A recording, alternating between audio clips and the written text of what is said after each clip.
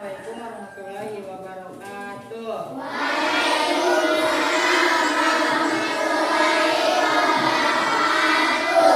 Ya teman-teman, apa kabarnya hari ini?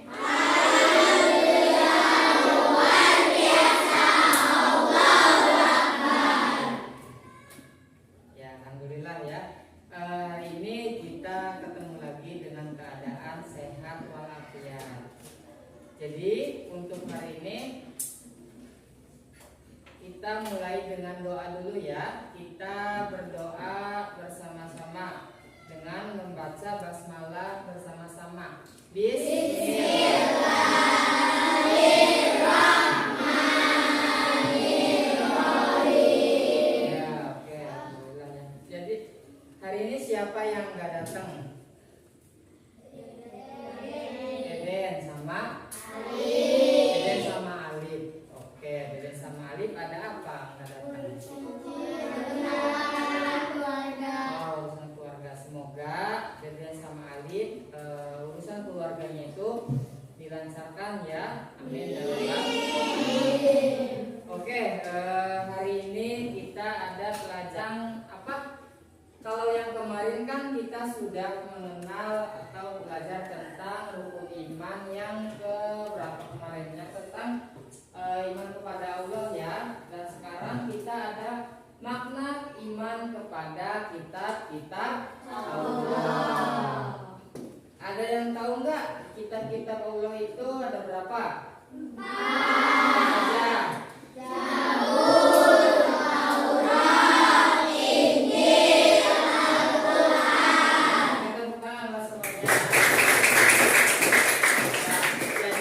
Kitab Allah itu ada 4. Yang pertama ada Zabur, Taurat, Injil, dan Al-Quran. Nah sekarang siapkan bukunya. Kita catat dulu. Sok disiapkan dulu bukunya. Kita akan mencatat tentang kitab-kitab Allah.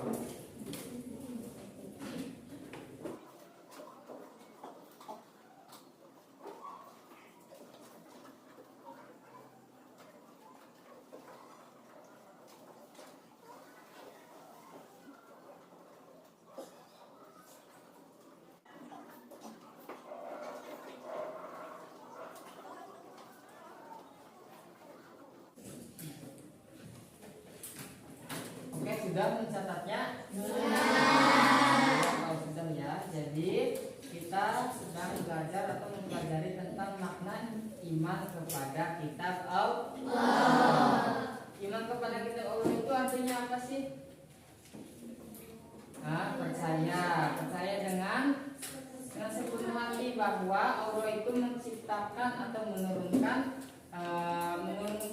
kitab suci kepada para rasul. Nah, yang tadi dijelaskan ada kitab-kitab yang 4 itu. Ya, yang pertama ada petunjuk hidup. Petunjuk hidup itu ya kita ketika hilang arah, ketika kita tidak tahu arahnya mau kemana, ketika kita tidak tahu sesuatu, kitab Allah itu menerangkan semuanya. Karena kitab Allah adalah petunjuk Allah. Kemudian yang kedua ada hukum Allah.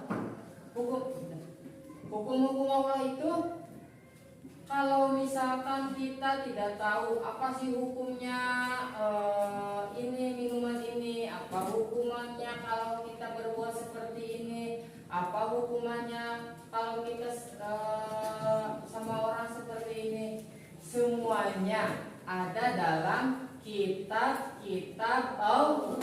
Semuanya lengkap tentang hukum-hukum Allah dari kitab-kitab Allah. Kemudian yang ketiga, perintah dan larangan Allah. Kita sebagai umat, kita sebagai manusia, kita sebagai hamba, makanya kita itu ada yang namanya perintah dan larangan. Ketika diperintahkan dalam kitab Allah, ya kita harus ikuti. Ketika kita dilarang oleh Allah, ya kita tinggalkan. Ya, kita tidak boleh seperti ini, kita tidak boleh seperti itu, sesuai anjuran dalam kitab Allah. Itulah isinya dalam kitab-kitab Allah. Kemudian ajaran tentang akhlak mulia. Akhlak mulia itu apa sih? Seperti ini, sekarang kita sedang mempelajari akidah akhlak. Akhlak itu etika, akhlak itu perbuatan. Perbuatan sebagai manusia, etika sebagai manusia, kita itu harus seperti apa? Semuanya diatur dalam kitab Allah. Kitab Allah, jadi semuanya mengatur. Tadi ada petunjuk dalam hidup, hukum-hukum Allah, perintah dan larangannya, dan ajaran tentang akhlak mulia. Ya, apa saja kitab suci yang wajib diimani? Apa saja? Coba biar nggak lupa. Apa saja? Yang pertama Taurat, yang kedua Zabur, yang ketiga Injil, yang keempat Al-Quran. Nabi yang menerima kitab Taurat siapa? Siapa?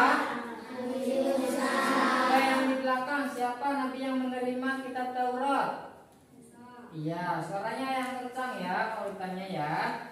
Yang sana, Mesa, siapa yang menerima kitab Zabur? Nabi Daud. Ya, betul. Kemudian ini deh yang depan, Sam. Siapa yang menerima kitab Injil? Nabi Isa. Nabi Isa. Semuanya tahu ya. Dan terakhir siapa yang menerima kitab Al-Quran? Nabi Muhammad. Nabi Muhammad Sallallahu Alaihi Wasallam. Nah, itulah kitab yang kita imani, bukan imani ya, yang kita ikuti, yaitu kitab Al-Quran. Kenapa sih kitab Al-Quran? Kita pedoman kita, umat kita, yaitu Nabi Muhammad. Makanya kitabnya yang kita ikuti yaitu kitab Al-Quran, karena Al-Quran diturunkannya kepada Nabi Muhammad, dan Nabi Muhammad itu adalah nabinya umat manusia, umat Islam, karena nabi terakhir ya. Oke, siapa yang mau bertanya? Saya Pak. Pak, kenapa Islam cuma ikut Al-Quran aja? Kenapa sih Islam itu cuma ikut ke Al-Quran aja ya? Yang tadi Bapak jelasin. Kenapa Islam cuma ikut kepada Al-Quran aja? Karena tadi Nabi kita siapa?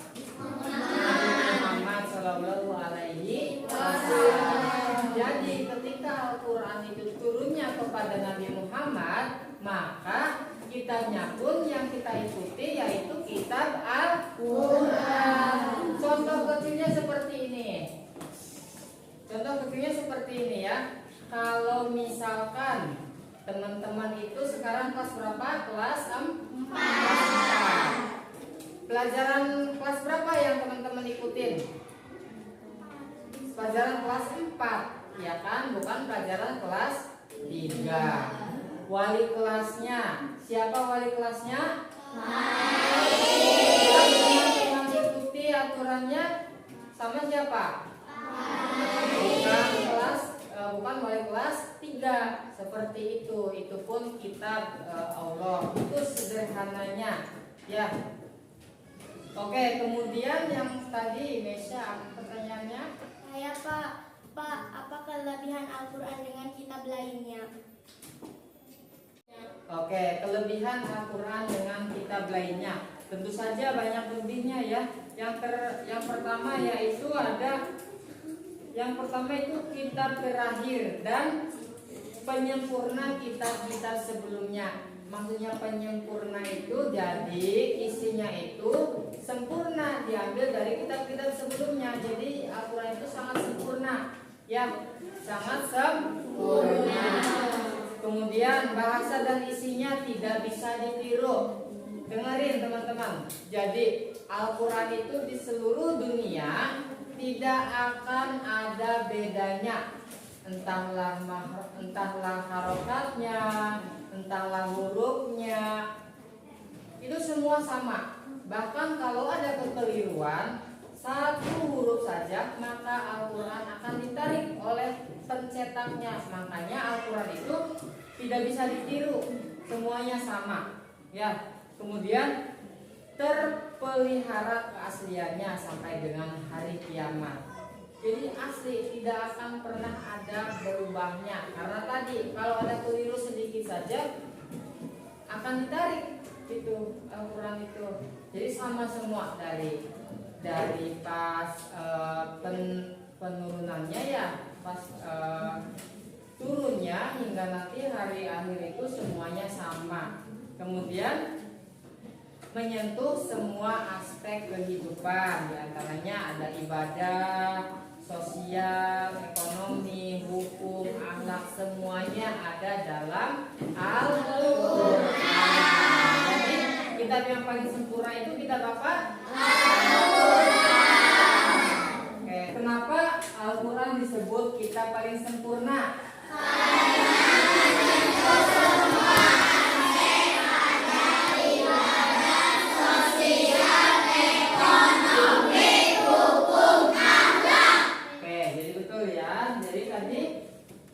Kenapa kitab Al-Quran itu disebut kitab yang paling sempurna? Karena menyentuh semua aspek. Ada ibadah, sosial, ekonomi, hukum, dan akhlak.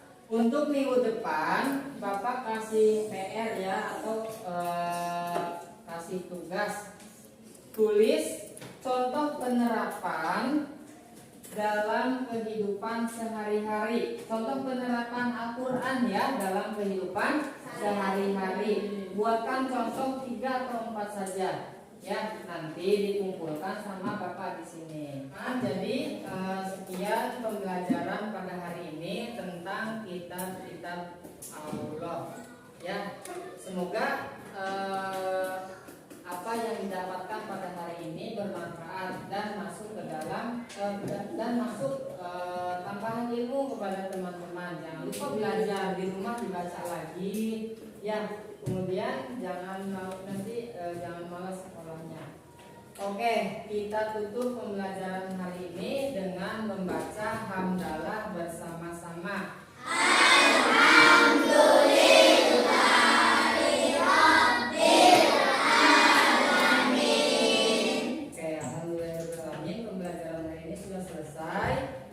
Teman-teman, karena waktunya sudah habis, jadi kita boleh istirahat ya. Bapak ucapkan terima kasih untuk waktunya hari ini, teman-teman yang sudah hadir. Yang belum hadir, semoga besok bisa hadir kembali belajar di sini ya. Oke, Bapak ucapkan terima kasih. Dari Taufik wa Hidayah. Wassalamualaikum warahmatullahi wabarakatuh.